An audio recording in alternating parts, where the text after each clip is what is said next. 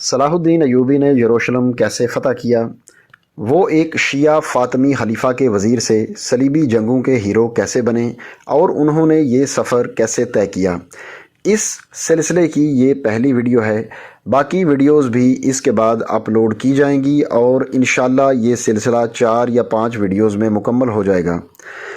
تو دوستو، وہ 2 اکتوبر 1187 کی تاریخ اور جمعے کا دن تھا جب دنیا کے مذہبی دارالحکومت اور سب سے متنازع سمجھے جانے والے شہر یروشلم میں تقریباً 9 دہائیوں کے وقفے کے بعد سلطان صلاح الدین ایوبی کی قیادت میں ایک بار پھر مسلمانوں کی حکمرانی کا دور شروع ہوا۔ 2 اکتوبر 1187 اور جمعے کا دن شہر کی فصیلوں پر ایوبی پرچم لہرایا گیا تھا اور مذہبی مقامات سے مسیحیت کی علامات ہٹانے کا کام شروع کیا گیا تھا۔ ٹھیک 833 برس قبل 2 اکتوبر کی وہ رات شب معراج کی رات بھی تھی۔ یروشلم جنگ کے نتیجے میں نہیں بلکہ ایک محاصرے کے بعد شہر کے مسیحی منتظمین اور صلاح الدین ایوبی کے درمیان معاہدے کے نتیجے میں مسلمانوں کے حوالے کیا گیا تھا۔ شہر کا ہر باسی معاہدے میں طے کی گئی رقم ادا کر کے آزادی سے کسی دوسرے مسیحی علاقے میں جا سکتا تھا۔ جو لوگ پہلے ہونے والے ممکنہ ظلم کا سوچ کر پریشان تھے، اب اس فکر میں تھے کہ اپنی آزادی خریدنے کے لیے پیسے کہاں سے لائیں۔ 2 اکتوبر کے دن اور آنے والے کئی ہفتوں تک شہر سے لوگ رقم ادا کر کے جاتے رہے۔ جو نہیں ادا کر سکتے تھے وہ مدد مانگتے رہے اور ان میں سے ہزاروں کی مدد خود صلاح الدین ایوبی اور ان کے بھائی سیف الدین نے ذاتی طور پر ان کا تعاون ادا کر کے کی، اور بہت سے غرباء کو شہر کے سابق مسیحی حکمرانوں کی درخواست پر بغیر تعاون کے ادا کیے جانے دیا گیا۔ مورخ جوناتھن فلپس نے سلطان صلاح الدین کی زندگی پر اپنی کتاب the life and legend of سلطان صلاح الدین میں لکھا ہے کہ یروشلم کے مسیحی شہریوں کو کچھ ایسا دیکھنے کو نہیں ملا جس کی وہ توقع کر رہے تھے۔ مسلمانوں کے محاصرے کے دوران یروشلم کی خواتین نے اپنے بال کٹوا دیے تھے کہ وہ فاتح فوج کے سپاہیوں کی نظروں میں نہ آئیں، لیکن فلپس لکھتے ہیں کہ فتح اور یروشلم پر قبضے مکمل کرنے کا مرحلہ طے کرنے کے بعد سلطان صلاح الدین نے خاص طور پر عورتوں کے معاملے میں رحم دلی کا مظاہرہ کیا جس کے لیے وہ مشہور تھے۔ سوال ذہن میں اٹھتا ہے کہ ان کا یہ جذبہ سچا تھا؟ ایسا معلوم ہوتا ہے کہ ایسا ہی تھا۔ وہ ان کو فروخت کر سکتے تھے یا اپنے فوجیوں کے حوالے کر سکتے تھے۔ یروشلم کی فتح کے موقع پر سلطان صلاح الدین ایوبی نے ہر اس اندازے کو غلط ثابت کیا جو شاید ماضی میں اس شہر میں ہونے والے واقعات کی بنیاد پر قائم کیے گئے تھے، اور یہی وجہ ہے کہ اسی یورپ میں جہاں انہیں اپنے زمانے میں خون کا پیاسا اور شیطان کی اولاد کہا گیا تھا، وہاں 20ویں اور 21ویں صدی میں ہیرو کا درجہ بھی دیا گیا۔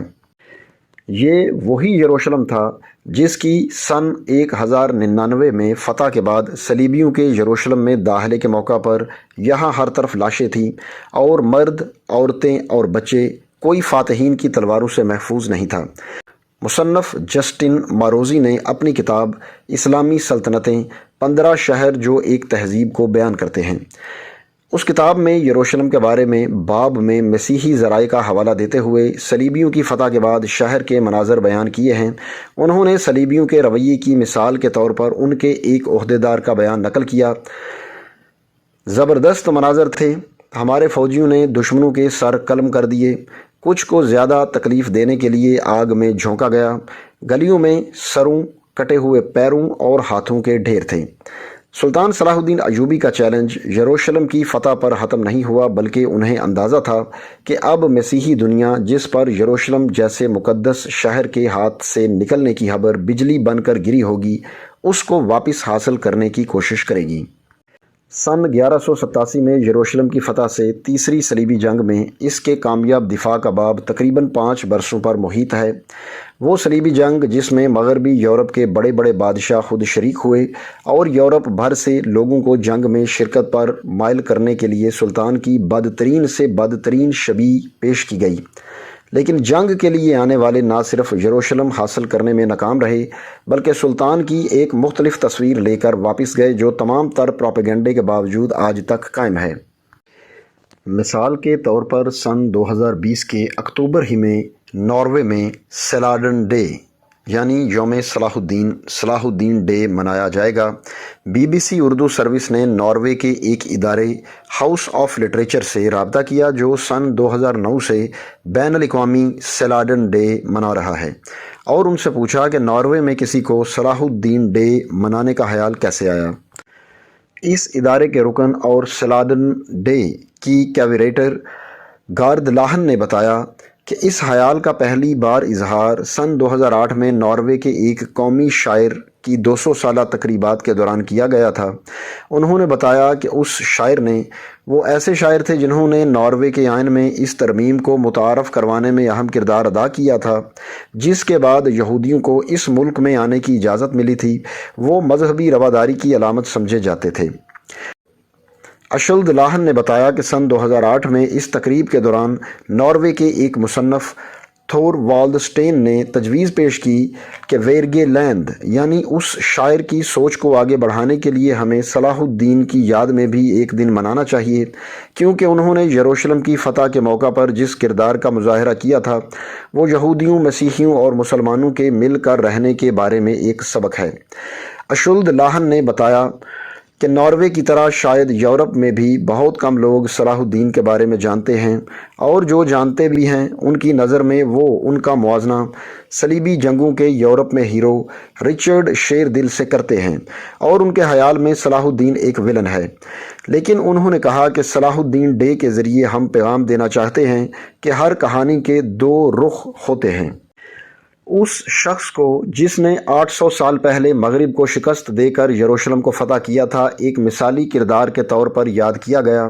برطانیہ کی رائل نیوی نے پہلی عالمی جنگ کے دوران ایک جنگی جہاز کو MHS سیلاڈن کا نام دیا، اور پھر سن 1959 اور 1994 کے درمیان برطانوی فوج نے سیلاڈن کے نام سے ایک بختر بند گاڑی بھی بنائی۔ یہ وہی برطانیہ ہے جہاں سے انگلینڈ کے بادشاہ رچرڈ شیر دل نے تیسری صلیبی جنگ میں مسیحی فوج کی قیادت کی تھی۔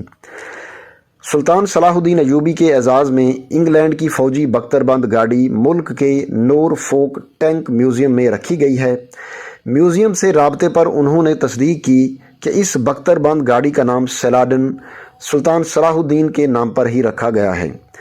جوناتھن فلپس لکھتے ہیں کہ میں کہوں گا کہ تاریخ میں کوئی اور ایسی مثال تلاش کرنا ناممکن ہے جس میں ایک شخص نے کسی قوم اور مذہب کے ماننے والوں کو اتنی چوٹ پہنچائی ہو اور پھر بھی وہ ان میں مقبول ہو گیا ہو۔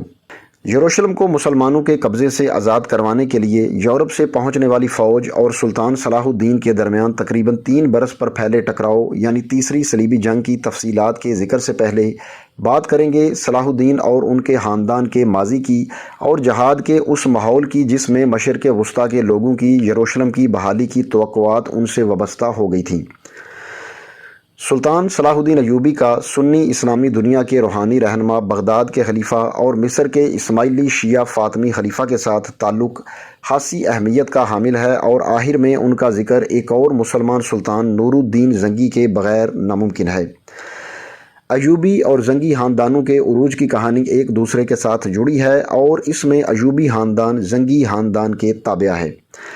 فلپس لکھتے ہیں کہ سلطان صلاح الدین کی سلطنت کے شمالی افریقہ سے شروع ہو کر مقدس مقامات اور شام کو اپنے اندر سموتے ہوئے آج کے عراق میں دریائے دجلہ تک اپنی سرحدیں پھیلانے کے عمل میں حیران کن حد تک مختلف مذہبی، نسلی اور سیاسی پس منظر کے لوگ شامل تھے۔ ان کی کہانی خونی جنگوں سے بھری ہے، لیکن یہ جنگیں ہمیشہ سیدھا ایک مذہب کی دوسرے مذہب سے لڑائی نہیں تھی۔ اس کہانی میں مسیحی مسیحیوں سے اور مسلمان مسلمانوں سے لڑتے ہوئے ملیں گے۔ اس میں مسلمان اور مسیحی مل کر دوسرے مسلمانوں اور مسیحیوں سے لڑتے ہوئے ملیں گے۔ اس کہانی میں لوگوں نے پارٹیاں بھی بدلیں اور لڑائی نئے روپ میں اب بھی جاری رہی۔ اس وقت بھی آج کی طرح کسی بھی معاملے میں زمینی صورتحال اس تصویر سے بہت مختلف اور الجھی ہوئی تھی جو کہ دور سے نظر آتی ہے۔ نسلی، سیاسی، اقتصادی اور ذاتی مفادات کی کھچڑی تھی جو صرف مذہبی عقائد کی بنیاد پر نہیں کھڑی تھی۔ اس کہانی کی بنیاد سن 1132 میں صلاح الدین ایوبی کی پیدائش سے بہت پہلے رکھی گئی تھی، جب ان کے والد نجم الدین ایوب عراق کے شہر تکرت کے گورنر تھے۔ فلپس کے مطابق ایک روز زنگی نامی ایک طاقتور ترک جنگجو سردار دشمنوں سے بچتے ہوئے دریائے دجلہ کے کنارے ان کے شہر کے دروازے پر آئے۔ ایوب نے انہیں پناہ دی اور ان کا یہی فعل بعد میں تریحی ثابت ہوا۔ کئی برس بعد سن 1137 اور 38 میں نجم الدین ایوب کے بھائی شیر کو نے ایک عورت کی توہین کرنے پر ایک مقامی فوجی کمانڈر کو ہلاک کر دیا اور اس کی پاداش میں نہ صرف ایوب سے عہدہ چھن گیا بلکہ پورے خاندان کو علاقہ بھی چھوڑنا پڑا۔ اس وقت ترک سردار زنگی نے پرانے احسان کے بدلے اس کرد خاندان کو موصل میں بسایا اور انہیں زمینیں بھی الاٹ کر دیں۔ فلپس لکھتے ہیں کہ انہی دنوں میں نجم الدین ایوب اور ان کے خاندان کے تکرت چھوڑنے سے کچھ ہی عرصہ پہلے صلاح الدین کی پیدائش ہوئی تھی۔ سردار زنگی کے علاقے کے مسلمان حکمرانوں سے تو جھگڑے تھے ہی، لیکن ان کے عزائم نے انہیں فرنگیوں کے سامنے بھی لا کھڑا کیا۔ یہ وہ مسیحی تھے جنہوں نے سن 1099 کی پہلی صلیبی جنگ کے بعد یورپ سے آ کر اس علاقے میں آزاد ریاستیں قائم کی تھیں۔ ان مسیحیوں کے ساتھ لڑائی کی وجہ سے جہاد کا پہلو اہم ہو گیا تھا۔ فلپس لکھتے ہیں کہ سن 1105 دمشق میں ایک عالم السلیمی نے جہاد کی تبلیغ کی تھی اور مسلمان اشرافیہ کو اسلام کے اس پہلو کو نظر انداز کرنے پر تنقید کا نشانہ بنایا تھا۔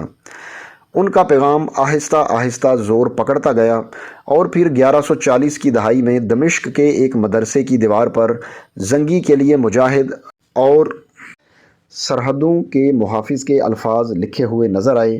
انہوں نے سن 1144 میں الرخا شہر میں بھی فرنگیوں کے قبضے سے چھڑوایا، جس پر انہوں نے پہلی صلیبی جنگ کے دوران قبضہ کیا تھا۔ اس کامیابی پر انہیں بغداد میں خلیفہ کی طرف سے سند بھی ملی۔ سن 1146 میں سردار زنگی کی اچانک انتقال ہوا، جس کے بعد ان کی جگہ ان کے چھوٹے بیٹے نور الدین زنگی نے لی، جو آئندہ 30 برسوں تک بہت بڑی صلیبی مخالف قوت بن کر ابھرے۔ صلاح الدین کی زندگی پر ان کا بہت اثر تھا۔ نور الدین نے خطے میں جہاد کی ایسی بنیاد ڈالی جسے پھر صلاح الدین ایوبی آگے لے کر چلے۔ جہاد کے جذبے میں شدت کے ساتھ ساتھ مسلمانوں میں دوبارہ فتح کی خواہش بھی پیدا ہو گئی۔ سن 1160 کی دہائی کے دوران صلاح الدین ایوبی اپنے بھائی تران شاہ کی جگہ دمشق کے پولیس چیف بنے اور اس طرح انہیں انتظامیہ کا کچھ تجربہ حاصل ہوا۔ اس دوران وہ اپنے چچا شیر کو کے ساتھ کام کرتے ہوئے نور الدین زنگی کے قریبی حلقوں کا حصہ بن چکے تھے اور حکمرانی کے طور طریقوں کو قریب سے دیکھنے کا موقع ملا۔ فلپس لکھتے ہیں کہ نور الدین عظیم حکمران تھے اور ہوشیار کرد نوجوان کے لیے بہترین مثال۔ تقریباً 2 صدیوں سے اسماعیلی شیعہ فاطمی خلافت کے زیر کنٹرول مصر خطے کا دولت مند علاقہ تھا۔ وقت گزرنے کے ساتھ ساتھ فرینکس یعنی فرنگی اور دمشق کے حکمران نور الدین زنگی کو احساس ہو گیا کہ فاطمی خلافت کمزور ہو رہی ہے اور جو اس پر قبضہ کرے گا وہ دوسرے کے لیے خطرہ بن سکتا ہے۔ جو بھی مصر حاصل کرنے میں کامیاب ہوتا وہ اس دولت کا مالک ہونے کے ساتھ ساتھ مشرقی بحیرہ روم کو بھی کنٹرول کرتا۔ اس چیز کا سب سے زیادہ احساس شیر کو تھا، جنہوں نے نور الدین زنگی کو مصر فوج بھیجنے پر آمادہ کر لیا۔ فرینکس بھی خاموش نہیں رہ سکتے تھے اور دونوں فوجوں کا آمنا سامنا ہوا۔ فلپس لکھتے ہیں کہ یہ پہلا موقع ہے جب صلاح الدین ایوبی کسی میدان جنگ میں قائدانہ کردار میں سامنے آتے ہیں۔ شیر کو نے انہیں مرکزی دستوں کا کمانڈر بنایا جسے فرنگیوں کے زوردار گھڑ سوار دستوں کا سامنا کرنا تھا۔ انہیں حکم تھا کہ حملہ ہوتے ہی وہ درمیان سے جگہ چھوڑ دیں گے اور جب مسیحی گھڑ سواروں کی تنظیم خراب ہوگی تو شیر کو اپنے گھڑ سواروں کے ساتھ دوسری جانب سے حملہ کر دیں گے۔ منصوبہ کامیاب رہا اور مسیحیوں کے کمانڈر قیدی بنا لیے گئے۔ اسی دوران ایوبی خاندان ترقی کرتا رہا اور سن 1137-38 میں زنگی سے پناہ حاصل کرنے والے 1157 میں نور الدین زنگی کے سب سے قابل اعتبار ساتھیوں میں شامل تھے۔ مصر میں وزارت عظمیٰ کی لڑائی نے نور الدین زنگی کو مصر کی سیاست میں مداخلت کا موقع دے دیا۔ وزارت عظمیٰ کی لڑائی میں بڑی تعداد میں اہم لوگ متحارب دھڑوں کے ہاتھوں ہلاک ہوئے اور یہ فاطمی سلطنت کے لیے آگے چل کر بہت نقصان دہ ثابت ہوا۔ انہوں نے لکھا ہے کہ یہ وہ زمانہ تھا جب ہم صلاح الدین کے بارے میں کچھ نہیں جانتے کہ ان کی مصروفیات کیا تھیں۔ عام خیال ہے کہ ان کا زیادہ وقت دمشق میں پولو کھیلتے اور شکار کرتے گزرتا ہوگا، اور یقیناً انہوں نے کچھ فوجی مہمات میں اپنے چچا شیرکو کے ساتھ حصہ لیا ہوگا۔ انہوں نے دمشق میں شدت اختیار کرتا جہادی ماحول بھی دیکھا ہوگا۔ اب بات کرتے ہیں کہ سلطان صلاح الدین ایوبی شیعہ فاطمی خلیفہ کے وزیر کیسے بنے۔ تاریخ بتاتی ہے کہ 2 سال میں 2 بار شیرکو کی قیادت میں فوج نے مصر کو مسیحی فوج کے حملے سے بچایا۔ فاطمی خلیفہ العاضد نے 1169 میں شیرکو سے ملاقات کے بعد نہ صرف انہیں اپنا وزیر بنا لیا بلکہ فوج کی کمان بھی انہیں سونپ دی۔ غیر ملکی اور غیر شیعہ اس سے پہلے بھی اس عہدے پر فائز رہ چکے تھے، لیکن ایک فاتح فوج کے سپہ سالار کو یہ عہدہ دیا جانا نئی بات تھی۔ نور الدین کے لیے یہ ایک نئی صورتحال تھی۔ وہ مصر کو مسیحیوں کے ہاتھوں میں جاتا تو نہیں دیکھ سکتے تھے، لیکن اب ان کے شیرکو کے ساتھ تعلق پر سوالیہ نشان لگ گیا۔ نور الدین نے شیرکو اور صلاح الدین کی شام میں جگیریں ختم کر دیں، لیکن شیرکو اس کے بعد زیادہ دیر زندہ نہ رہے اور بیماریوں کا شکار ہو کر اسی سال 1169 میں انتقال کر گئے۔ اس بار فاطمی خلیفہ نے صلاح الدین کو منتخب کیا کیونکہ ان میں شاہانہ صفات کے ساتھ ساتھ فقیر کی عاجزی بھی تھی۔ ایک اور رائے یہ بھی ہے کہ فاطمی خلیفہ نے ایک ایسے شخص کا انتخاب کیا جسے وہ سیاسی طور پر کمزور سمجھتے تھے اور جسے ان کا خیال تھا کہ وہ اپنے زیر اثر رکھ سکیں گے۔ اگر واقعی انہوں نے ایسا سوچا تھا تو تاریخ نے انہیں غلط ثابت کیا۔ مصر میں صلاح الدین کا دور ان کی آنے والی کامیابیوں کے لیے بہت اہم ثابت ہوا۔ بحیثیت وزیر ان کے دور کی پہچان ان کی صحافت، خوش قسمتی، قوت ارادی اور دیگر بڑے حکمرانوں کی طرح ایک بڑا منصوبہ تھا۔ برسوں بعد اس دور کے مورخ بہاؤالدین نے لکھا کہ وزیر بننے پر انہوں نے شراب اور وقت ضائع کرنے والے مشاغل چھوڑ دیے تھے۔ صلاح الدین کو جلد ہی خزانے پر بھی اختیار مل چکا تھا۔ انہوں نے سنی انتظامیہ کے فروغ کے لیے کافی کام کیا۔ انہوں نے شافعی مدرسے بنوائے۔ جب قاہرہ کے شیعہ قاضی تبدیل ہوئے تو ان کی جگہ بھی ایک سنی قاضی نے لی۔ قاہرہ میں ایک نئی اشرافیہ جگہ بنا رہی تھی۔ صلاح الدین کا حلقہ وسیع ہو رہا تھا، تاہم مصر پر فرنگی، آرمینیائی اور نوبیہ کے فاطمی مخالفین کے حملے کا خطرہ بدستور موجود تھا۔ صلاح الدین نے قاہرہ کی تقریباً 100 برس پرانی دیواروں کی مرمت کروائی۔ ایوبی قاہرہ کا مذہبی اور سیاسی منظر نامہ ہی تبدیل نہیں کر رہے تھے بلکہ اس کی شکل و صورت بھی بدل رہے تھے۔ تاہم اسی زمانے میں خلیفہ بیمار پڑ گئے۔ اس وقت تک ایوبی خاندان نے مصر میں بہت کچھ تبدیل کر دیا تھا۔ خلیفہ کی عملاً گرفت کمزور ہو چکی تھی، لیکن ان کی مذہبی منصب سے انکار نہیں کیا جا سکتا تھا۔ اس ماحول میں ایران سے مصر آنے والے ایک عالم نے منبر سے 3 ستمبر سن 1171 کو بغداد کے خلیفہ کے لیے دعا کروا دی۔ اس پر کوئی رد عمل نہ دیکھ کر صلاح الدین کی بھی حوصلہ افزائی ہوئی اور انہوں نے آئندہ جمعے سے قاہرہ اور فسطاط کی تمام مساجد سے ایسا ہی کرنے کا حکم دے دیا۔ صلاح الدین اور ان کے ساتھیوں کی توقعات کے برعکس اس بار پھر کوئی رد عمل نہیں تھا۔ اتنی بڑی تبدیلی پر یہ خاموشی بظاہر حیران کن لگتی ہے، لیکن اس زمانے میں فرقہ وارانہ تقسیم اتنی شدید نہیں تھی۔ اس وقت بغداد میں رہنے والے ایک شیعہ عالم ابو تراب نے صلاح الدین کو برا بھلا ضرور کہا تھا، لیکن یہ بات قابل ذکر ہے کہ انہی دنوں میں صلاح الدین کی سوانح لکھنے والے ابن ابی طیب شیعہ تھے اور ان کے مداح تھے۔ اس کے علاوہ اس وقت مصر کی آبادی کا ایک بڑا حصہ سنی تھا۔ اسکندریہ میں دہائیوں سے سنی مدرسے قائم تھے۔ فسطاط اکثریتی طور پر سنی شہر تھا، جہاں یہودی، قبط، مغربی، سوڈانی اور غیر ملکی تاجر بھی رہتے تھے۔ قاہرہ میں آرمینیائی، ترک غلام دستے موجود تھے اور فاطمی خود کئی بار شمالی افریقی بربروں کا سہارا لے چکے تھے۔ ان حقیقتوں کی روشنی میں فاطمی اسماعیلی خلیفہ اہل تشیع اور اہل تسنن کے درمیان حدود کو مبہم کر چکے تھے۔ فاطمی خلیفہ العاضد کی صحت اتنی خراب تھی کہ کسی نے انہیں خطبے کی تبدیلی سے آگاہ کرنا مناسب نہ سمجھا۔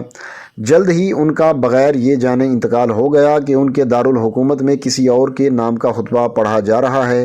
اس کے ساتھ ہی فاطمی خلافت ختم ہو گئی۔ مصر میں اب اصل طاقت صلاح الدین تھے۔ وہ خلیفہ العاضد کو اچھا اور صحیح انسان سمجھتے تھے۔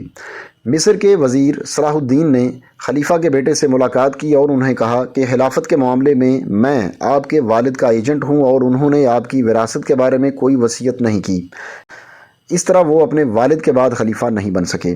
مصر میں اب سکوں پر بغداد کے خلیفہ اور نور الدین زنگی کا نام نظر آنے لگا۔ بغداد سے نور الدین اور صلاح الدین ایوبی کے لیے خلتیں روانہ کی گئیں۔ شعراء نے دونوں کی شان میں قصیدے لکھے۔ یہ صلاح الدین کے لیے نیا میدان تھا۔ تاریخ بتاتی ہے کہ صلاح الدین کے بڑھتے ہوئے رتبے کا مغرب میں بھی نوٹس لیا گیا۔ جرمنی کے بادشاہ فریڈرک باربروسا نے سن 1172 میں انہیں قاہرہ میں تحائف بھیجے۔ سلطان صلاح الدین کی طرف سے بھی 1173 کی ہزا میں جرمنی میں شاہی دربار میں تحائف پیش کیے گئے۔ فلپس لکھتے ہیں کہ ان دنوں صلاح الدین کے ایک بیٹے اور فریڈرک کی بیٹی کی شادی کا بھی ذکر ہوا۔ یہاں یہ بات قابل ذکر ہے کہ جرمن بادشاہ نے صلاح الدین سے نور الدین کا ذکر کیے بغیر خود مختار حکمران کے طور پر رابطہ کیا۔ مورخ جوناتھن فلپس کہتے ہیں کہ صلاح الدین اور بادشاہ فریڈرک کے درمیان رابطے صلیبی جنگوں کے زمانے میں مسلمانوں اور مسیحیوں کے درمیان انتہائی کشیدہ تعلقات کے تصور کی نفی کرتے ہیں۔ انہوں نے لکھا، یہ سچ ہے کہ دونوں فریق وسیع تناظر میں ان رابطوں کے ذریعے اپنے لیے بہتر پوزیشن بنانے کی کوشش کر رہے تھے، لیکن اس کے باوجود یہ رابطے اہم تھے۔ تاریخ بتاتی ہے کہ انہی دنوں میں اسٹراسبرگ سے ایک جرمن پادری نے بھی مصر اور شام کا دورہ کیا اور مذہبی مقامات پر گئے جن میں سے کئی ایسے تھے جنہیں مسلمان اور مسیحی دونوں مقدس سمجھتے تھے۔ انہوں نے مصری قبطیوں، شامی مسیحیوں اور ان کے مسلمان حکمرانوں کے درمیان اچھے تعلقات کا ذکر کیا۔ اس کا نتیجہ جرمنی کے بادشاہ کا صلاح الدین کے ساتھ سمجھوتے کی صورت میں سامنے آیا، جو سن 1188 تک قائم رہا جب فریڈرک نے تیسری صلیبی جنگ کا عزم کیا۔ فریڈرک نے اس موقع پر تعلقات کے خاتمے کا باقاعدہ اعلان کیا۔ نور الدین کے ساتھ صلاح الدین کے رشتے میں پہلی دراڑ کیسے پڑی؟ ان کا سب سے اہم سیاسی رشتہ نور الدین زنگی کے ساتھ تھا، جس میں پہلی بڑی دراڑ 1171 میں اس وقت آئی جب نور الدین نے ایک محاذ پر جاتے ہوئے انہیں بھی ساتھ طلب کیا، مگر صلاح الدین ان کے ساتھ نہیں گئے۔ صلاح الدین نے مصر میں رکنے کی وجہ بیان کرتے ہوئے ممکنہ اسماعیلی بغاوت کے خدشے کا اظہار کیا تھا۔ نور الدین زنگی اب ایک محاصمے کا شکار تھے۔ ان کا ایک سابق کمانڈر اب ایسے علاقوں پر قابض تھا جو ان کے اپنے علاقوں سے مالدار تھے۔ دوسری طرف صلاح الدین اور ان کے خاندان نے اسماعیلی خلافت کے خاتمے میں اور بغداد کے سنی خلیفہ کے رتبے میں اضافے میں اہم کردار ادا کیا تھا، اور یہ بھی درست ہے کہ اس پیش رفت میں نور الدین کا بھی کچھ ہاتھ تھا۔ مورخ ابن الاسیر لکھتے ہیں کہ نور الدین کی رائے صلاح الدین کے بارے میں بدل گئی اور انہوں نے مصر جا کر ان کو بے دخل کرنے کا عہد کر لیا۔ ان کے اختلافات منظر عام پر بھی آ گئے، لیکن وہ شدید بیمار ہو گئے اور 15 مئی 1174 کو 60 سال کی عمر میں ان کا انتقال ہو گیا۔ فلپس اپنی کتاب میں لکھتے ہیں کہ یہ کہنا مبالغہ آرائی نہیں ہوگی کہ جہاد کے نقطہ نظر سے نور الدین زنگی نے وہ بنیاد فراہم کی جس کے بغیر صلاح الدین کا منظر پر آنا مشکل ہوتا۔ انہوں نے وہ ماحول پیدا کیا جس میں صلاح الدین اور ایوبی خاندان نے پیش رفت کی۔ صلاح الدین ایوبی کے اگلے کچھ سال شام میں اپنا اختیار قائم کرنے میں لگ گئے۔ نور الدین کی موت سے مصر اور شام کے درمیان خانہ جنگی کا خطرہ بھی ٹل گیا، لیکن نور الدین زنگی کے اہل خانہ کو صلاح الدین پر اعتماد نہیں تھا اور وہ نہیں چاہتے تھے کہ نور الدین کی وراثت صلاح الدین کے پاس جائے۔ یہ صورتحال اگلے سال اپریل تک چلی جب نور الدین زنگی کے بیٹے الصالح حلب کے علاوہ شام کے تمام علاقوں پر صلاح الدین کا حق تسلیم کرنے پر مجبور ہو گئے۔ فلپس بتاتے ہیں کہ اپریل کے آخر میں صلاح الدین نے اہم پیش رفت میں الصالح کے نام کے سکے بند کروا دیے اور اپنے علاقوں میں جمعہ کے خطبوں میں بھی ان کا نام رکوا دیا۔ سن 1175 کے موسم گرما میں سلطان نے فرینکس سے بھی وقتی صلح کر لی۔ وہ بظاہر جنگی مہمات کے طویل سلسلے کے بعد کچھ دیر کے لیے رکنا چاہ رہے تھے۔ اس کے علاوہ خطے میں قحط نے بھی صورتحال مشکل کر دی تھی۔ انہی حالات میں بغداد سے صلاح الدین کو شام کا حکمران تسلیم کرنے کی درخواست کا بھی جواب آ گیا۔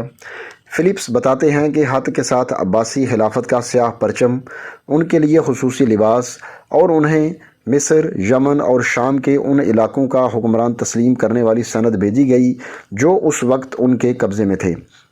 مگر صلاح الدین کے لیے مایوسی کی بات یہ تھی کہ اسی طرح کی سند حلب میں الصالح کے لیے بھی جاری کی گئی تھی۔ مورخ فلپس کے مطابق یہ خلیفہ کی طرف سے سلطان کے لیے پیغام تھا کہ نور الدین زنگی کے وارثوں اور حلب کے لوگوں کی رائے کا احترام کیا جائے اور وہ خود اب یروشلم کو دوبارہ فتح کرنے کی تیاری کریں۔ سن 1187 تک سلطان صلاح الدین کو یروشلم آزاد کروانے کا عزم کا اعادہ کرتے ایک دہائی گزر چکی تھی۔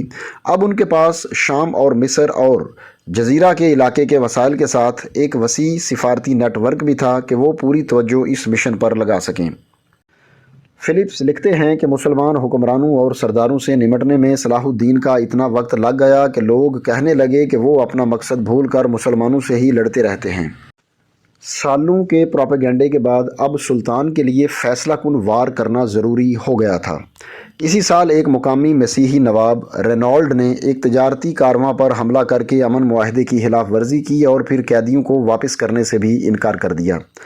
اب سلطان کے پاس حملہ کرنے کا جواز تھا اور انہوں نے اپنے اقتدار کی سب سے بڑی فوج جمع کی۔ ہر طرف ایوبی خاندان کے زرد پرچم لہرا رہے تھے۔ فلپس نے سلطان کے قریبی مورخ عماد الدین کے حوالے سے لکھا کہ ایسے لگتا تھا جیسے زمین نے نیا لباس پہن لیا ہو۔ صلاح الدین نے کہا کہ یہی وہ دن ہے جس کا میں انتظار کر رہا تھا۔ 2 جولائی کو سلطان کے فوجیوں نے تبریہ نامی ایک شہر کا گھیراؤ کر لیا جس کا حکمران لارڈ ریمنڈ مرکزی مسیحی فوج کے ساتھ تھا اور شہر کا انتظام اس کی اہلیہ کے ہاتھ میں تھا۔ لارڈ ریمنڈ کی بیوی نے شہر پر سلطان کے قبضے کے وقت ایک قلعے میں پناہ لے لی۔ ایک لارڈ کی بیوی کو تحفظ فراہم کرنا علاقے کی مسیحی اشرافیہ کے لیے عزت کا مسئلہ بنا دیا گیا۔ فلپس نے مسلمان مورخ ابن الاسیر کا حوالہ دیا ہے کہ سلطان کے تبریہ پر حملے کا صرف ایک مقصد تھا کہ مسیحی فوج کو اپنی پوزیشن چھوڑنے پر مجبور کیا جائے اور اس میں وہ کامیاب ہو گئے تھے۔ اس جنگ کو معرکہ حطین کے نام سے یاد کیا جاتا ہے۔ مورخ فلپس لکھتے ہیں کہ سلطان صلاح الدین کی معرکہ حطین میں کامیابی اور اس میں فرینکس کی فوج کی تباہی نے خطے میں طاقت کا توازن بدل دیا، لیکن یروشلم حاصل کرنے کے لیے ابھی مزید کام کرنے کی ضرورت تھی۔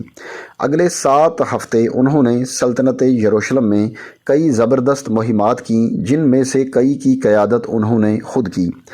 عکا کا شہر 8 جولائی کو فتح ہوا اور کئی دہائیوں میں پہلی بار وہاں 10 جولائی سن 1187 کو جمعے کی نماز ادا کی گئی۔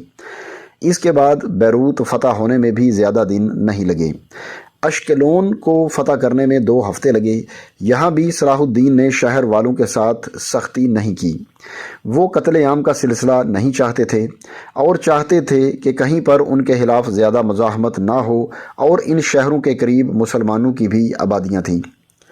اشکلون کے باسیوں کو یروشلم جانے کا موقع دیا گیا جہاں وہ پناہ گزینوں کی اس بڑی تعداد کا حصہ بن گئے جو مذہبی جذبے سے یروشلم کے دفاع میں حصہ ڈالنے کے لیے وہاں پہنچ رہے تھے۔ صلاح الدین 20 ستمبر 1187 کو یروشلم پہنچے۔ شہر پر تیروں کی بارش تھی۔ ہر طرف نکاروں، ڈھول اور شدید نعروں کا شور گونج رہا تھا۔ شہر میں تیروں سے اتنا نقصان ہوا کہ اس وقت لاطینی مسیحی دنیا کے سب سے بڑے ہاسپٹل سینٹ جان ہسپتال کو بھی زخمیوں سے نمٹنے میں مشکلات پیش آنے لگیں۔ سلطان نے کہا کہ معرکہ حطین میں کامیابی اور یروشلم کی دیواروں کے باہر ان کی موجودگی خدا کی نصرت کا ثبوت ہے۔ سلطان نے اپنی تقریر کا اختتام اس عزم پر کیا کہ وہ یروشلم سے اس وقت تک نہیں جائیں گے جب تک ڈوم آف دی راک یا قبۃ الصحراء پر ان کا قبضہ نہیں ہو جاتا۔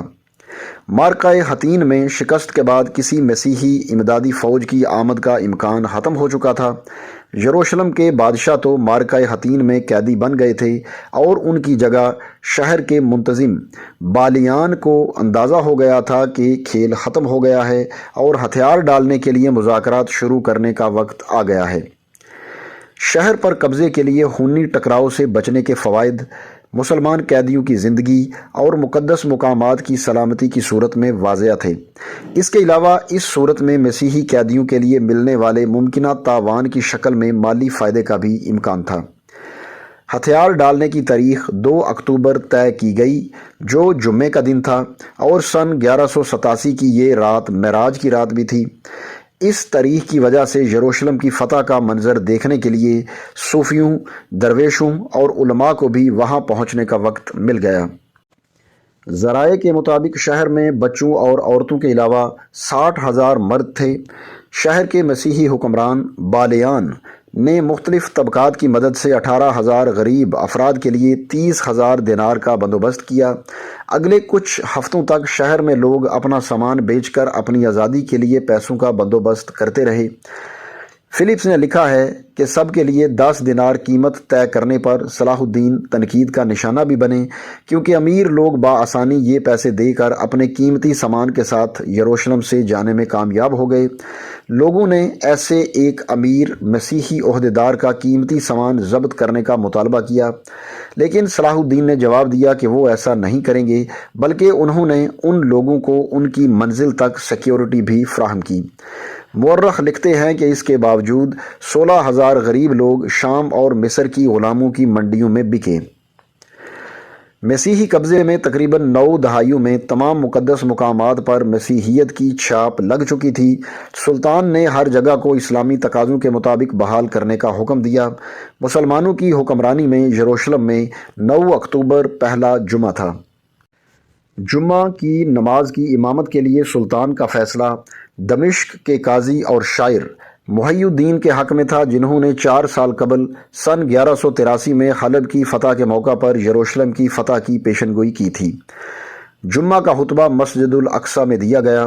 قاضی محی الدین نے سن 1187 کی یروشلم کی فتح کا موازنہ تقریباً 550 سال قبل سن 638 میں مسلمانوں کے دوسرے خلیفہ یعنی حضرت عمر کے دور میں اس شہر کی فتح سے کیا۔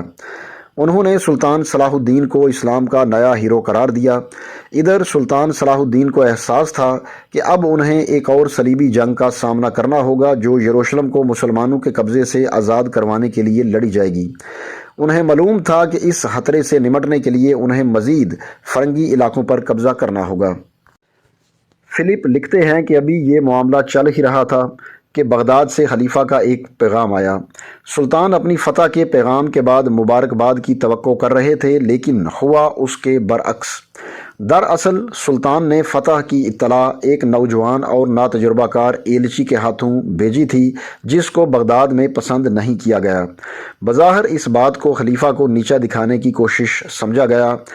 سلطان نے جواب میں مصر، یمن اور یروشلم میں اپنی کامیابیاں گنوائیں۔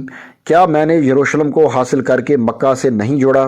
کیا میں نے اپنی کارروائیوں سے مغرب کو مرعوب نہیں کیا؟ فلپس لکھتے ہیں کہ ایک اور صلیبی جنگ آتے دیکھ کر وہ سنی اسلامی دنیا کے روحانی پیشوا کو ناراض نہیں کر سکتے تھے۔ ستمبر کے مہینے تک صلاح الدین ایک بہت بڑے علاقے پر قبضہ کر چکے تھے۔ فلپس سلطان کے حلقے میں شامل مورخوں کے حوالے سے لکھتے ہیں کہ اس وقت تک مسلمان فوجیں تھک چکی تھیں اور انہیں آرام کی ضرورت تھی۔ سپاہیوں کے ساتھ ساتھ سلطان کو خود بھی آرام کی ضرورت تھی۔ ان کے سیکریٹری کے مطابق سلطان کی جہاد کے لیے تیاری کا یہ عالم تھا کہ وہ رمضان کے مہینے میں بھی آرام نہیں کرتے تھے۔ یہ جتنا بھی قابل تعریف تھا، حقیقت یہ ہے کہ جیسا آگے چل کر ہوا، اس چیز نے ان کی اور ان کے قریبی ساتھیوں کی صحت کو بری طرح متاثر کیا۔ ادھر یورپ میں تیسری صلیبی جنگ کی تیاری زوروں پر تھی اور گرمیوں کے آغاز میں پہلے صلیبی دستے کی آمد متوقع تھی۔ فلپس لکھتے ہیں کہ پادریوں اور مسیحی امراء نے مغربی یورپ کے دورے کیے اور لوگوں سے کہا کہ مشرق میں مسلمانوں کے ہاتھوں بہت مسیحی خون بہا ہے اور مقدس مقامات کی توہین معمول بن گیا ہے۔ سلطان کے بارے میں کہا گیا کہ وہ مسیحیت کو ختم کرنا چاہتے ہیں۔ یروشلم کی شکست لاطینی مسیحی دنیا کے لیے بہت بڑا دھچکا تھا، جس کی اس سے پہلے لاطینی دنیا میں مثال نہیں تھی، اور واقعے کا معجب اور مرکزی کردار کے طور پر سلطان صلاح الدین سے برا کوئی شخص نہیں ہو سکتا تھا۔ یورپ میں فرانس کے بادشاہ فلپ آگسٹس، انگلینڈ کے بادشاہ ہنری دوئم، جرمنی کے بادشاہ فریڈرک باربروسا اور کئی دیگر حکمران صلیب تھام چکے تھے۔ اب صلیبی جنگ کی تبلیغ، فوجیوں کی بھرتی اور مقدس مقامات تک پہنچنے کے لیے 1 سال کا وقت درکار تھا۔ کچھ چھوٹی مہمات پہلے ہی روانہ ہو چکی تھیں۔ ان کی پہلی منزل سور کا شہر تھا۔ جرمنی کے بادشاہ مئی 1189 میں روانہ ہوئے۔ مسیحی فوج نے عکا شہر کی طرف پیش قدمی کی۔ انہوں نے اگست کے آخری ہفتے میں عکا کے سامنے ایسی جگہ پڑاؤ ڈالا کہ انہیں ساحل سے امداد حاصل کرنے میں کوئی پریشانی نہ ہو۔ اب بیچ میں عکا شہر تھا، اس کے گرد مسیحی فوج جو خود صلاح الدین کے فوجیوں کے گھیرے میں تھی۔ فلپس لکھتے ہیں کہ عکا شہر کے لیے یہ لڑائی قرون وسطیٰ کے طویل ترین محاصرے پر مشتمل تھی جو تقریباً 2 سال تک جاری رہا۔ سب کو معلوم تھا کہ جو بھی یہاں کامیاب ہوگا اسے یروشلم پر قبضے کے لیے ہونے والی لڑائی میں واضح برتری حاصل ہوگی۔ دونوں طرف اتنا جوش و خروش تھا کہ سمندر پار مغربی یورپ سے اور اسلامی دنیا سے ہزاروں مرد اور عورتیں اس محاذ پر جمع ہو رہے تھے۔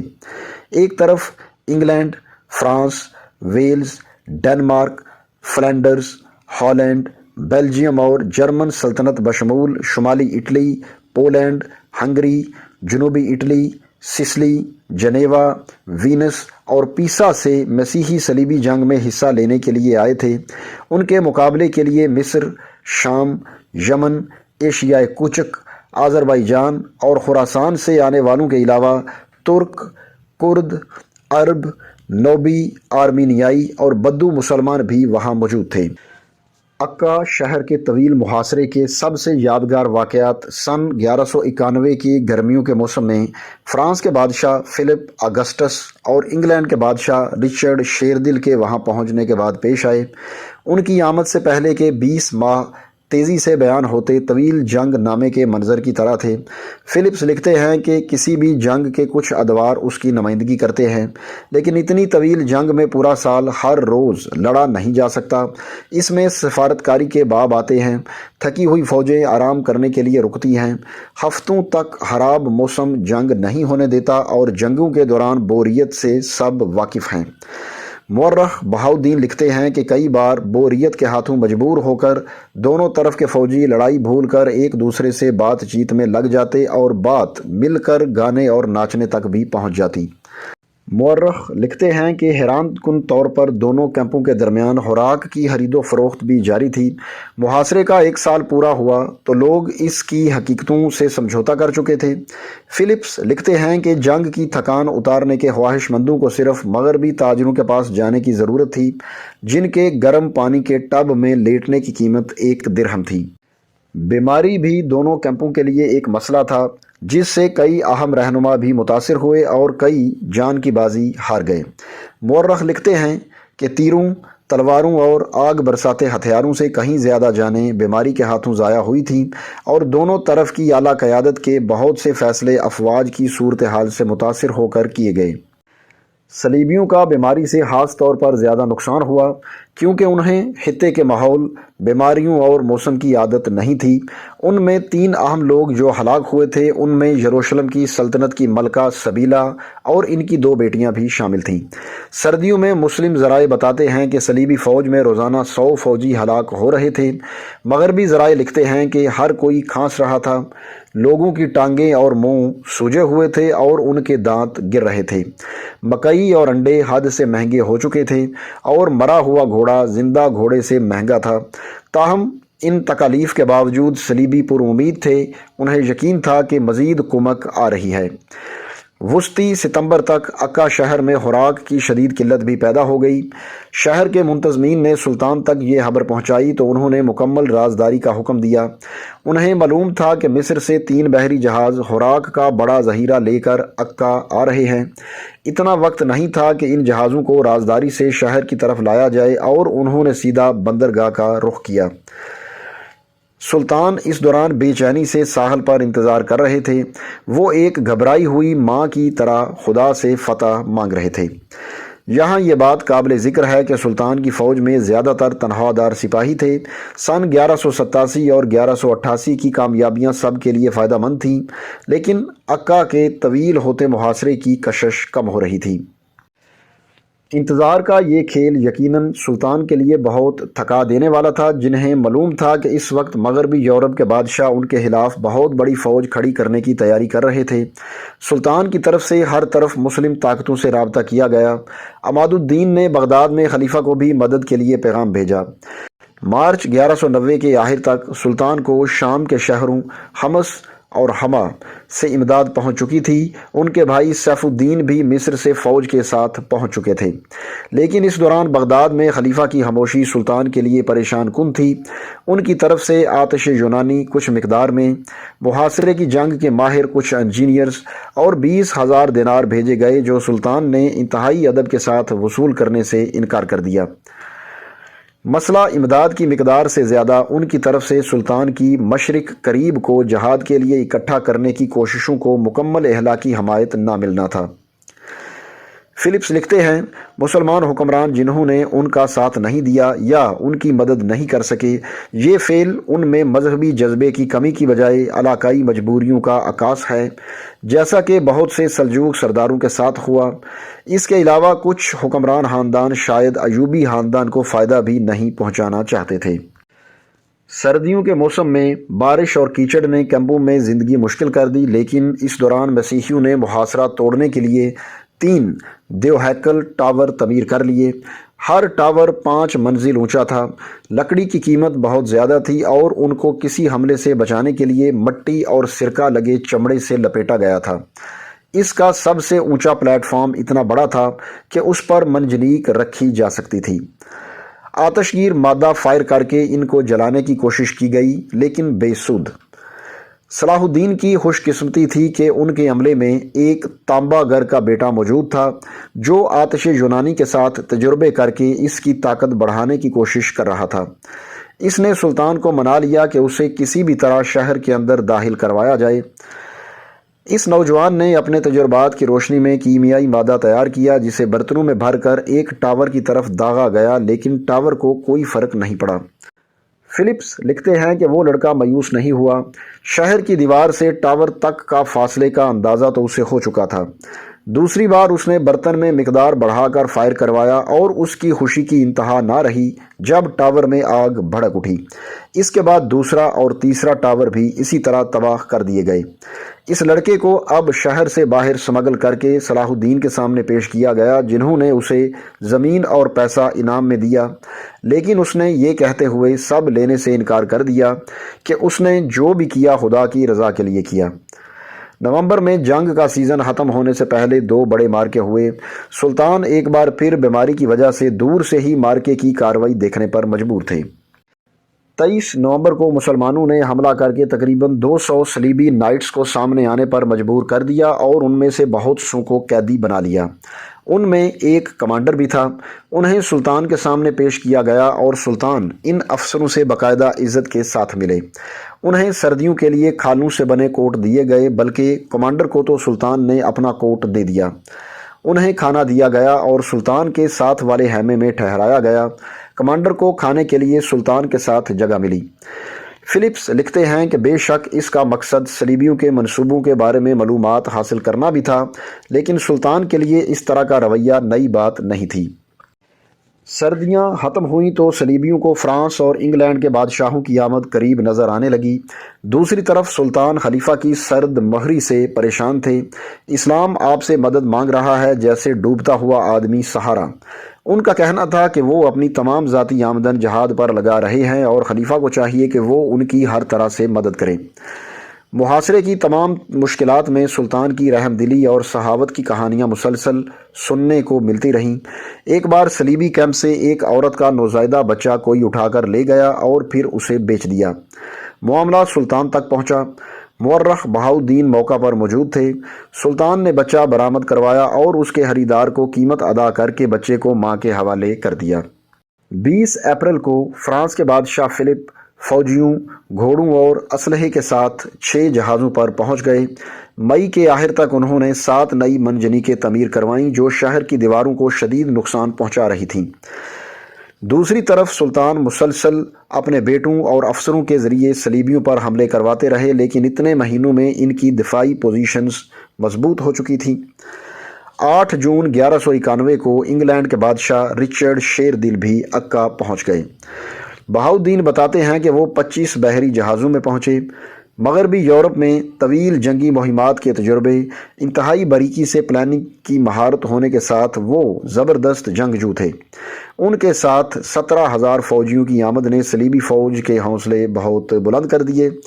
سلطان نے ایک بار پھر مشرق قریب میں پیغام بھیجا کہ عکا شہر شدید خطرے میں ہے، اگر اب امداد نہ آئی تو کب آئے گی؟ 20 جون کو بادشاہ رچرڈ کا ایلچی سلطان کے سامنے پیش ہوا اور انگریز بادشاہ کی طرف سے ملاقات کی خواہش کا اظہار کیا۔ سلطان نے یہ کہہ کر انکار کر دیا کہ بادشاہوں میں ملاقات کسی معاہدے کے بعد ہوتی ہے، کیونکہ ملاقات اور ایک میز پر کھانا کھانے کے بعد آپس میں جنگ نہیں لڑی جاتی۔ یاد رہے کہ تیسری صلیبی جنگ کا سب سے اہم پہلو سفارتکاری تھا۔ اسی دوران سنجار موصل سے امداد کیمپ میں پہنچی، لیکن بقول بہاؤالدین کے شہر کے گرد شکنجا کسا جا چکا تھا۔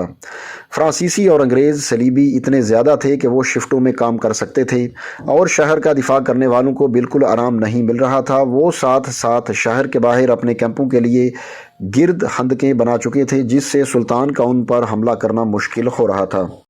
سلطان صلاح الدین بے چین ماں کی طرح گھوڑے پر ایک ڈویژن سے دوسری ڈویژن تک جاتے اور لوگوں کو جہاد میں اپنا فرض ادا کرنے کی تلقین کرتے۔ ان کے بارے میں یہ بھی کہا گیا کہ انہوں نے ان دنوں میں کوئی کھانا نہیں کھایا اور ان پر تھکان اور غم طاری تھا۔ شہر سے پیغام آیا کہ اگر ان کی مدد نہ کی گئی تو وہ صلیبیوں سے صلح کا معاہدہ کر لیں گے۔ تاریخ کے ذرائع بتاتے ہیں کہ شہر میں مایوسی پھیل رہی تھی۔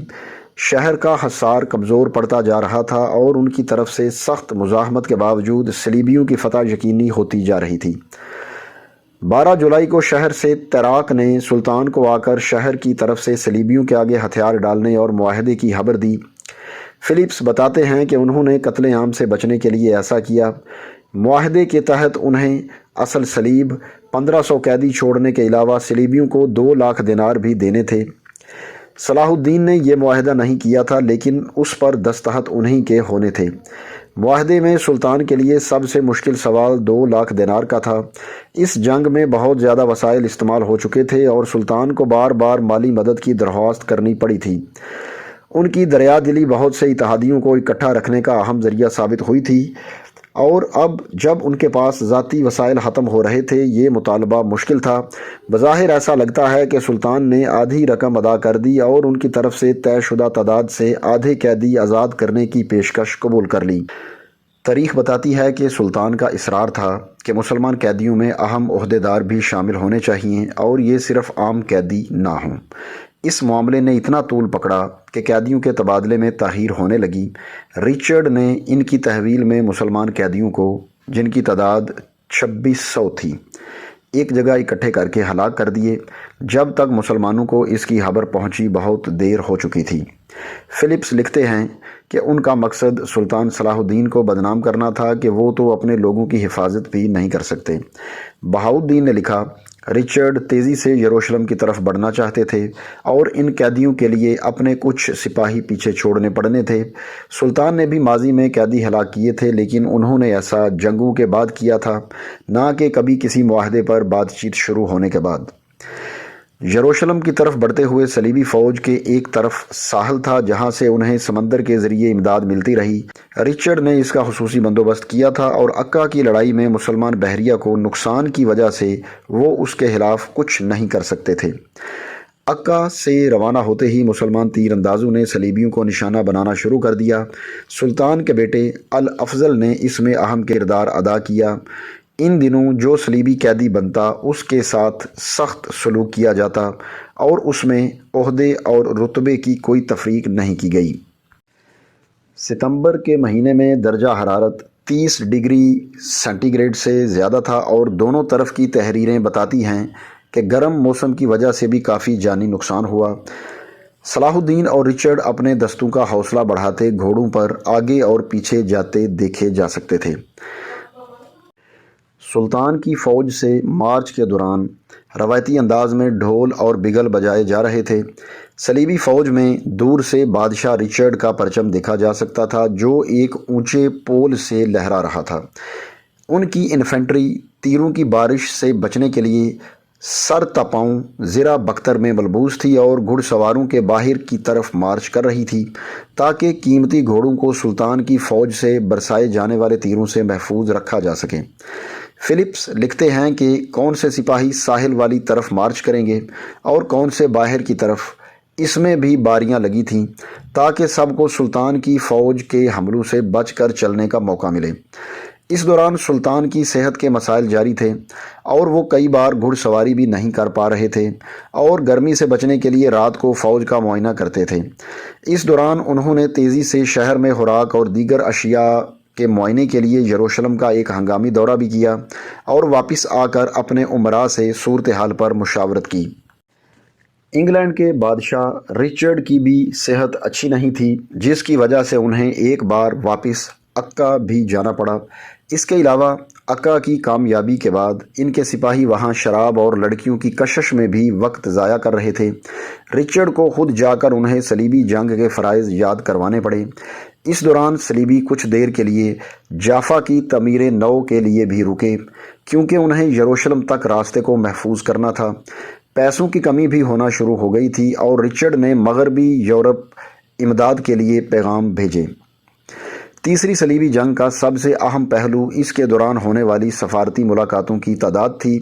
اہم واقعات کے ساتھ صلیبیوں کے ساتھ سفارتی رابطے بھی جاری تھے، خاص طور پر ان کے ایک اہم رہنما کونراڈ کے ساتھ جو اپنے آپ کو مستقبل میں یروشلم کا بادشاہ دیکھ رہے تھے۔ ستمبر 1991 کے آخر سے اکتوبر کے وسط تک رچرڈ اور سلطان کے بھائی سیف الدین کے درمیان بھی رابطے جاری رہے، جن میں دونوں طرف سے نفاست اور درباری آداب سے ایک دوسرے کو مرعوب کرنے کی پوری کوشش کی جاتی رہی۔ مذہبی اور لسانی فرق اپنی جگہ، دونوں میں سلطان صلاح الدین میں بہت کچھ مشترک تھا، مثلاً گھوڑوں کا شوق۔ ملاقاتوں کے دوران ادوار میں رچرڈ اور سیف الدین کے تعلقات ابتدائی تکلفات سے آگے بڑھ چکے تھے، لیکن اس سب سے یروشلم کے مستقبل کا سوال اپنی جگہ موجود تھا۔ سیف الدین کی عدم موجودگی میں رچرڈ کی جافا کے قریب ایک اہم ملاقات ان کے سیکرٹری السانیہ سے ہوئی۔ بہاؤالدین کے مطابق رچرڈ نے لکھا، مسلمانوں اور فرینکس کا کھیل ختم ہو چکا ہے، دونوں کے ہاتھوں زمین تباہ ہو چکی ہے، مکمل طور پر تباہ ہو چکی ہے، دونوں طرف جائیدادیں اور املاک تباہ ہو چکی ہیں۔ اب ہماری عبادت کا مرکز یروشلم بچا جسے ہم کبھی نہیں چھوڑ سکتے۔ ان شرائط پر صلح ہو سکتی ہے جس کے بعد ہمیں اس مشکل صورتحال سے نجات مل سکتی ہے۔ سلطان نے اپنے امراء سے مشاورت کے بعد جواب دیا، یروشلم جتنا آپ کا ہے اتنا ہی ہمارا بھی ہے، بلکہ ہمارے لیے زیادہ اہم ہے کیونکہ یہاں سے ہمارے پیغمبر معراج پر گئے تھے۔ بادشاہ کو یہ بالکل خیال نہیں آنا چاہیے کہ ہم اسے چھوڑ سکتے ہیں۔ ہم مسلمانوں کے بیچ میں اس طرح کا ایک لفظ بھی نہیں نکال سکتے۔ جہاں تک زمین کا تعلق ہے، یہ شروع سے ہماری تھی۔ آپ لوگوں کے ہاتھوں اس کی فتح ایک غیر متوقع حادثہ تھا جو مسلمانوں کی کمزوری کی وجہ سے پیش آیا۔ فلپس لکھتے ہیں کہ یروشلم کے بارے میں دونوں طرف کے جذبات کی روشنی میں کسی کے لیے بھی پیچھے ہٹنا آسان نہیں تھا، لیکن اگلے ایک سال میں دونوں کی پوزیشن میں کافی نرمی آ چکی تھی۔ کچھ روز تک دونوں طرف سے پیغام آتے رہے، جس کے بعد سلطان کے بھائی سیف الدین نے اپنے خاص امراء کی میٹنگ بلا کر رچرڈ کی صلح کے لیے بنیادی تجویز ان کے سامنے رکھی، جس کے مطابق سیف الدین رچرڈ کی بہن جوائن سے شادی کریں گے جو حال ہی میں بیوہ ہوئی تھی، اور صلاح الدین انہیں ساحلی علاقوں کا بادشاہ تسلیم کر لیں گے۔ یروشلم ان کا دارالحکومت ہوگا اور دیہات مسیحی فوجی گروپوں کے زیر انتظام چلیں گے اور قلعے نو بیاہتا جوڑے کی ملکیت ہوں گے۔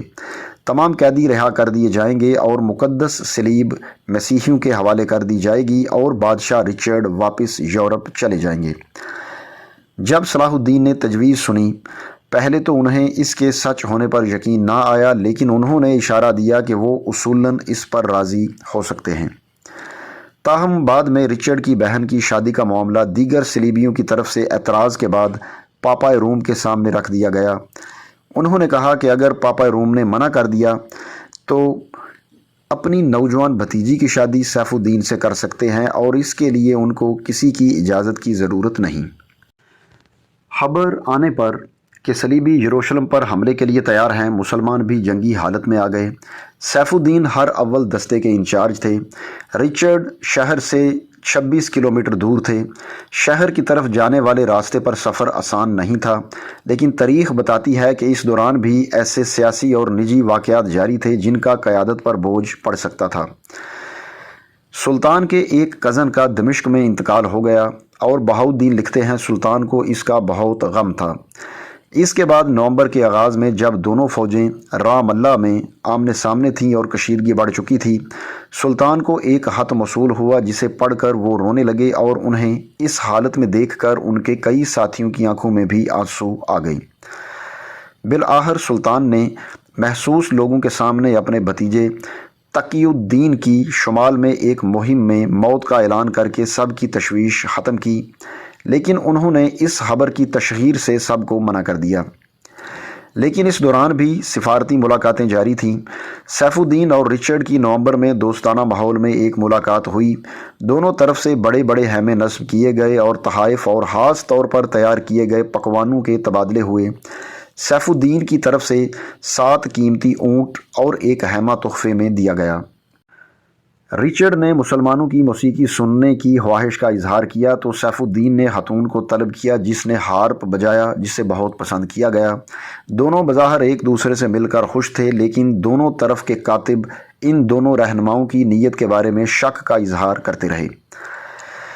बादशाह रिचर्ड ने सैफुद्दीन के सामने एक बार फिर सलाहुद्दीन से मुलाकात की ख्वाहिश जाहिर की और जब सलाहुद्दीन तक ये दावतनामा पहुंचा तो उन्होंने फिर ये कहकर मना कर दिया कि बादशाह बग़ैर मुआहदे के नहीं मिलते। फिलिप्स लिखते हैं कि अयूबी खुश मिजाजी एक बार मसीही कैंप में खौफ का बायस बन रही थी। सिफारती गुंजल में एक और उलझाव का इजाफा इसी रात रिचर्ड की तरफ से नई तजावीज़ की आमद थी। मुअर्रिखीन के मुताबिक रिचर्ड ने लिखा कि अगर सैफुद्दीन साहली इलाके ले लेते हैं तो इनके और रिचर्ड के दरमियान किसी तनाज़े की सूरत में सुल्तान सलाहुद्दीन मुनसफ़ का किरदार अदा कर सकते हैं। ये ज़रूरी है कि यरूशलेम पर हमारा भी कुछ कंट्रोल हो। मेरा मकसद है कि आप इस तरह इलाके तकसीम करें कि सैफुद्दीन पर मुसलमानों और मुझ पर फ़रंगियों की तरफ से कोई तनकीद की गुंजाइश ना निकले। नवंबर का वुस्त आ चुका था और रिचर्ड की तरफ से सर्दियों में यरूशलेम के मुहासरे का इम्कान बहुत कम था, लेकिन साथ ही ये भी तय था कि इस सूरत में वो सन 1192 तक उधर ही मौजूद रहेंगे। सुल्तान ने अपने उमरा को मुशावरत के लिए तलब कर लिया और सब इम्कानात उनके सामने रखे। फिलिप्स कहते हैं कि उमरा के जवाब जो तारीख़ के हवालों में दर्ज हैं उनसे मालूम होता है कि ज़्यादातर हाज़रीन की राय में बादशाह रिचर्ड पर एतबार किया जा सकता था, लेकिन उनके बाद पीछे रह जाने वाले फ्रैंक्स पर नहीं। उनकी बातों से ये भी मालूम होता है कि अक्का की शिकस्त का गुस्सा अब कम हो चुका था। हमेशा की तरह इन मुलाकातों और पैगामात के साथ झड़पें और फ़ौजी कार्रवाइयाँ जारी थीं और एक बार तो रिचर्ड मुसलमानों के मोर्चों के इतने करीब आ गए कि उनके वहाँ से बाहिफाजत वापस जाने के लिए एक सिपाही को उनका रूप इख्तियार करना पड़ा। मुअर्रिख लिखते हैं कि रिचर्ड के लिए ये फ़ैसला की घड़ी थी। कई सालों की मुहिम, हज़ारों मील के सफ़र और अक्का शहर की फ़तह के बाद अब वो यरूशलेम से चंद मील दूर थे। उनके रुफ़का और फ़ौजी आगे बढ़ने के लिए बेचैन थे, लेकिन उनके लिए ये फ़ैसला आसान नहीं था। अस्करी एतबार से उनकी सप्लाई लाइन बहुत लंबी हो चुकी थी। अक्का की कामयाबी में बंदरगाह तक रसाई का अहम किरदार था। यहाँ वो किसी किस्म की इमदाद से 50 किलोमीटर दूर थे। करीब के छोटे शहर और कस्बे सलाहुद्दीन की हिकमत अमली के तहत खुद ही तबाह और खाली करवाए जा चुके थे। फिलिप्स लिखते हैं कि मुसलमान अक्का की कामयाबी के बाद सलीबियों को उलझा देने में कामयाब रहे थे। सर्दी के मौसम में किसी किस्म का मुहासरा किसी भी फ़ौज के लिए मुश्किल होता था। फिलिप्स लिखते हैं कि मसीह के शहर को मुसलमानों से आज़ाद करवाने का ख्वाब पूरा करने की ख्वाहिश लिए वो उसके सामने आ चुके थे, लेकिन बहसीयत लीडर उन पर अपने हज़ारों लोगों की भारी जिम्मेदारी भी थी। फिलिप्स लिखते हैं कि 6 और 13 जनवरी 1192 को रिचर्ड ने अपनी फ़ौज को साहिल समंदर से 15 किलोमीटर दूर राम अल्लाह की तरफ पसपाई का हुक्म दिया। सुल्तान सलाहुद्दीन ने पूरी सर्दियां अपनी फ़ौज के साथ यरूशलेम में गुजारी। फ़ौजियों को अपने घरों को जाने का मौका दिया गया। मार्च सन 1192 में इंग्लैंड के बादशाह रिचर्ड ने एक बार फिर सुल्तान के भाई सैफुद्दीन से रब्ता किया और सिफारतकारी का नया दौर शुरू हो गया। اسی دوران سلطان صلاح الدین کو خاندان کے اندر اختلافات کا سامنا کرنا پڑ گیا۔ اب تک ان کی کامیابی یہی تھی کہ اہم مواقع پر ان کے خاندان نے مل کر فیصلے کیے تھے، لیکن اب ان کے بھتیجے تقی الدین کا بیٹا المنصور کچھ ایسے علاقے مانگ رہا تھا جو اس کی کم عمر میں سلطان کے لیے اسے دینا مشکل تھا۔